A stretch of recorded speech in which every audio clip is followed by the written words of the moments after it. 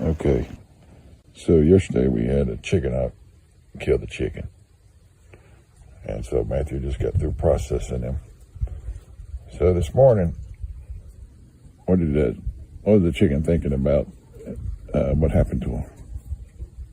Wanting to recognize it died, like, am I really dead?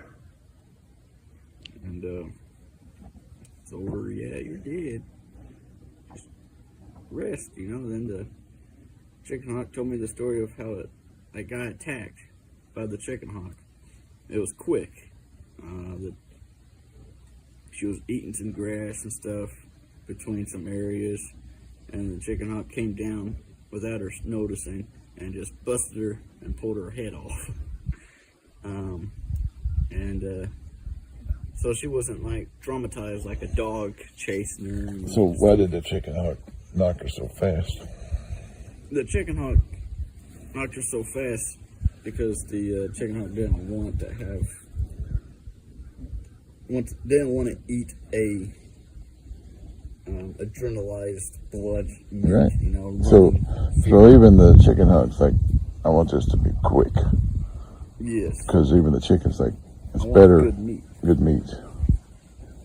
Right. So then we had to get her out, and Matt always gets the good part of dissecting, and Mom gets the good part of cooking it, and I get the good part of pulling feathers.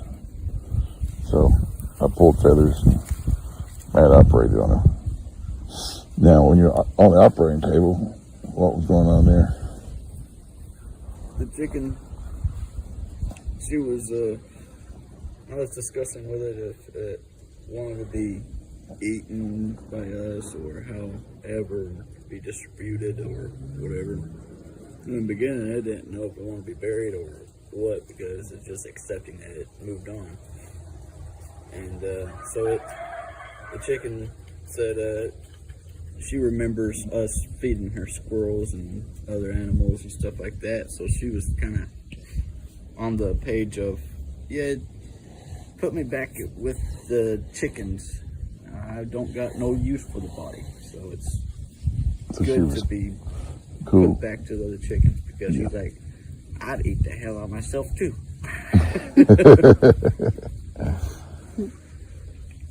Not the meat part, but the inner parts, stuff like that. Right. Not the guts. They don't want the guts, intestines, and stuff like that. The other parts. Yeah. Just the good parts that the other chickens be good for them. Yeah. So what was she thinking about her friends? So she was thinking about her being passed on now. So she's like, she remembers when she was alive, she had a bunch of good friends, a bunch of cheeky friends, and having a good time.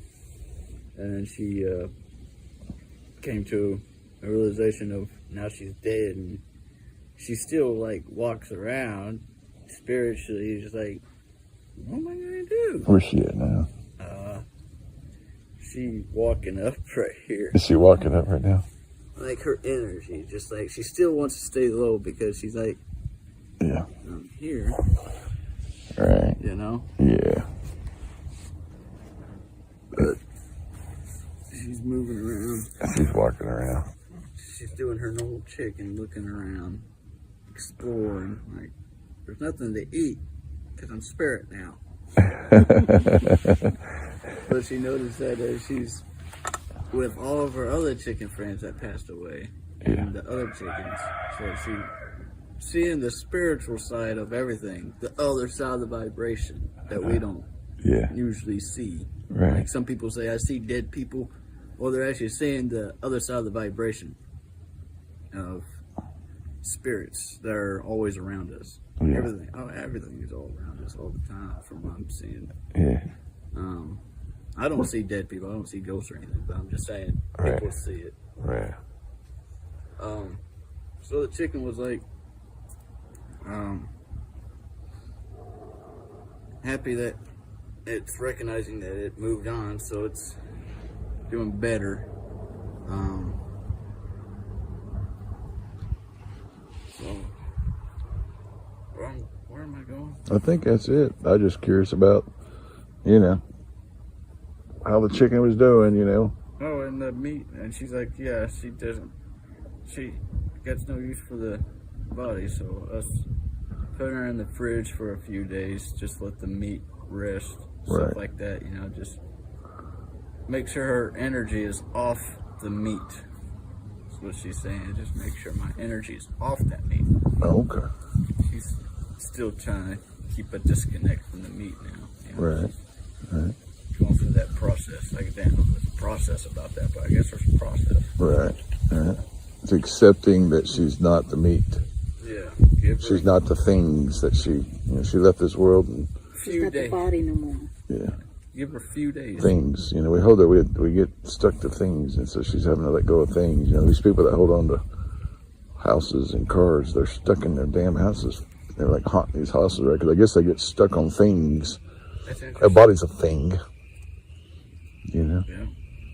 Yeah, she's like, give me about 3 days. 3 days? And from what I'm hearing from the other spirits around, I guess, some other vibrations, like you were saying about people, they need about a week, a month, right, a year to get away from the body and to give up the actual physical thing they were. Except that they're actually dead. Sometimes, by the time the flesh is completely rotten away and all you're left with is bone, is whenever the person recognizes they're dead. Sometimes. Wow, that's a long time to dwell in between worlds. Yeah, it's not between the worlds. It's just they don't get off the body to move. That's what I'm saying. They're keeping they're keeping their spirit in the physical, even though they're not in the physical. They're trying to. They're like, that's my body. I got to hold on to it. I got to watch it. I got to make sure it's taken care of. Weird. Yeah. From what I see, animals and spirits and everything, whenever someone is pregnant of any animal, the spirit that's around, any spirit that's around, can go on to that pregnant person, and that's where our souls are from. That's where you're from. Your spirit was lingering around, and then somehow you found this person that was pregnant, and it's just like the door's open. So you walk in, and there's never a case where the body of the baby doesn't get influenced by a spirit coming into it, because if a spirit doesn't reside within that body, then that body will not be born. And that's when you get unborn children.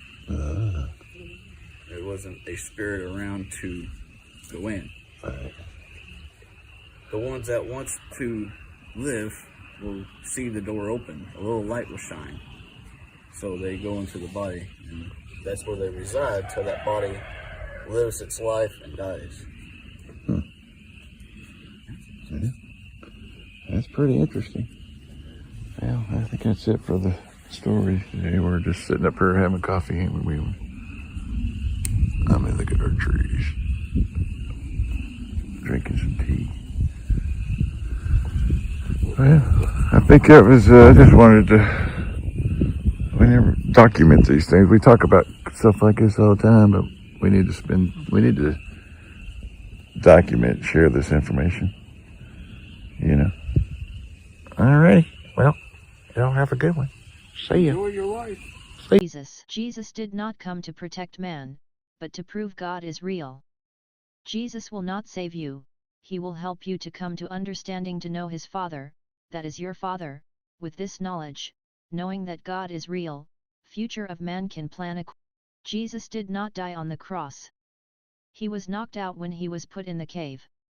Bigfoot's brought a algae substance they brought up from the cave system, that is still available / Fountain of Youth example 7 miles below Lost Sea Cave in Tennessee, and healed Jesus. Jesus came off the cross and was in the tomb. The Bigfoot / woodsman was there for his rebirth as the wise men came to bring essentials to his birth. They used essentials and placed their hands on Jesus. The essentials were minerals, algae from below, essences, oils, and such. There is algae underground that can heal us. From Gaia and Scott. The star that the kings followed to find the birth of Jesus was a slow shooting star heading to Polaris, the North Star. They knew this was the place of God's Son.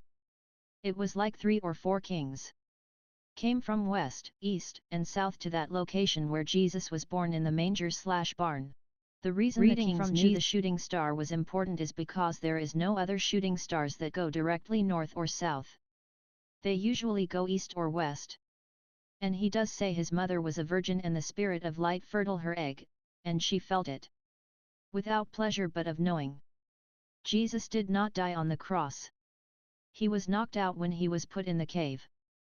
Bigfoot's brought a algae substance they brought up from the cave system, that is still available /Fountain of Youth example 7 miles below Lost Sea Cave in Tennessee, and healed Jesus. Earth Gaia talks to every soul before they take a journey on Earth. She basically gives them a tour of what they can do. Dragonfly. Big bug. Whatever. Each shard of light, soul, needs to return to source. Source is light. Not physical. We think of souls as physical and they are not. Many come to Earth to remind themselves that they are. In order to appreciate being in spirit you need to be physical. You don't need to reincarnate over and over. When Mars and Maldex exploded those souls were lost/left adrift in space. There was many light workers that helped them to another physical place like Earth to help them finish their journey/understanding. So there are plenty of ets here on Earth. When we see we are just a shard of light that is on a journey to find we are. We can see it doesn't matter the species. It doesn't matter if we are a giant Bigfoot fallen angel Satan himself. It's all the same. Shards of light looking for truth. At one time I cared about Nephilim and who the fallen ones was and who the titans was and on and on. But you can see it doesn't mean anything. When you see souls are just light, that will rest when they go home. God sent his Son to help.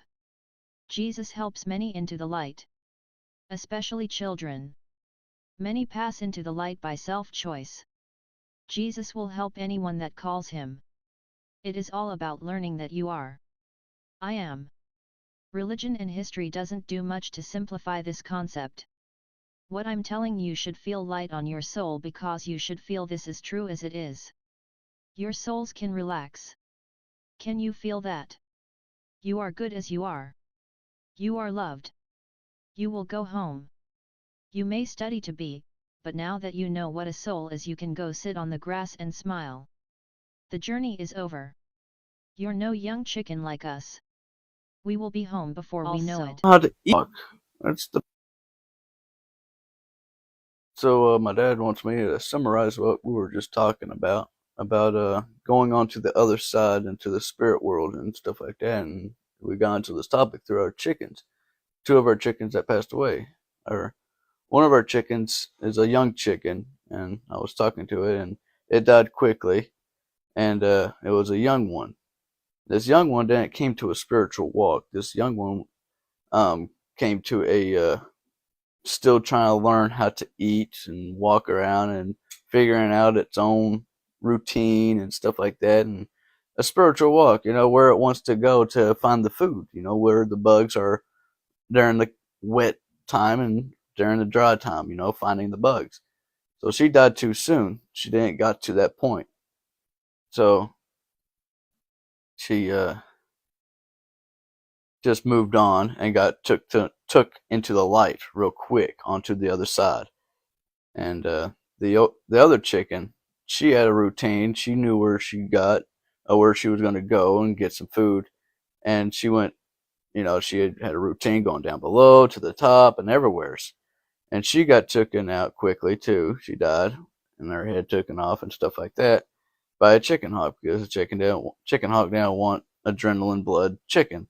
That's the other side. But the chicken, she was kind of confused, and she had a routine going, and now she's spirit, and she couldn't figure out what's really going on here. Like, I was doing my thing, and now I'm gone, or I can't have a physical effect on this world. She was pecking at some bugs and couldn't actually get any bugs, and she was like, I'm not.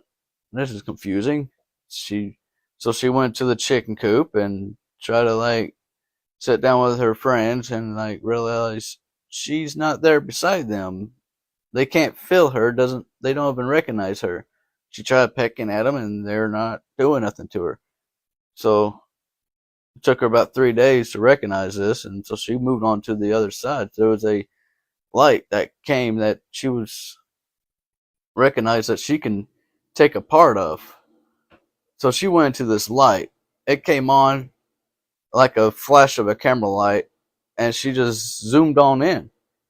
Now, what I saw on the other side of the veil, because my dad asked me, well, what does God say about the other side of this veil?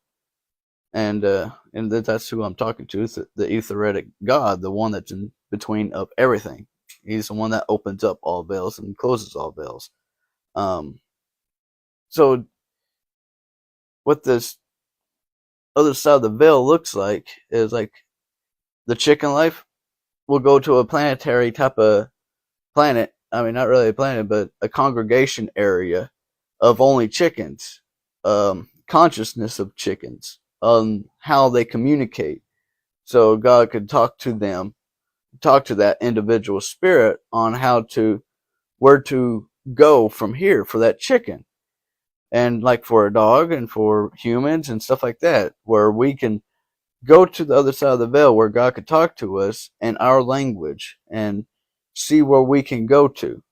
So what he does up there, as an image I got, was the balance of a feather and your heart, your energy heart. You know, you ain't alive with just your heart alone. You're alive because your energy, your spirit, pumps your heart to pump, to grow, to live.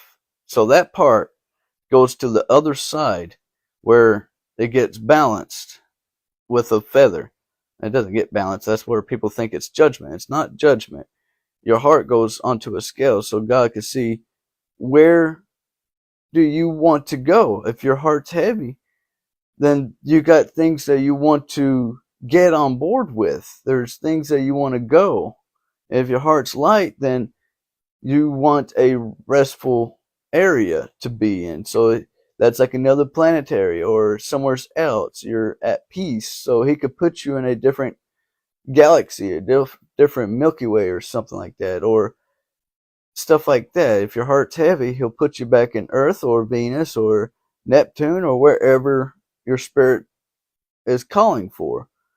And there's people out there that when they see the light, they don't go into it because of religion is messing with them, because they're thinking, I'm going to go to hell because I've done certain things that I felt guilty for. So because you feel guilty, you don't want to go into the light. Well, you're messing with yourself to not go into the light.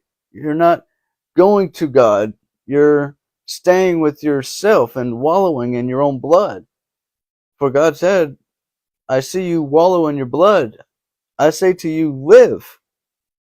And that's what he means. He wants you to have no fear in anything you do. Go forth and trust in him. Or trust in yourself is what he really wants you to do. He doesn't really care if you trust in any God beings or anything. He wants you to trust in yourself. If you see something wrong, he wants you to try to figure out how you can fix it. Do something about it. You know? So on the other side, it's a balancing of a heart, but with the feather. Where does your spirit want to go? Where did that chicken go? To the other side? What do you mean? Where did he go when he got evaluated? Where's the chicken now? Oh, the chicken now is he went to another body. Went to another body somewheres and on Earth, another place on Earth. What body?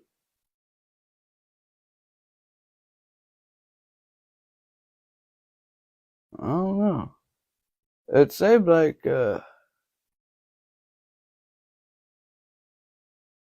she's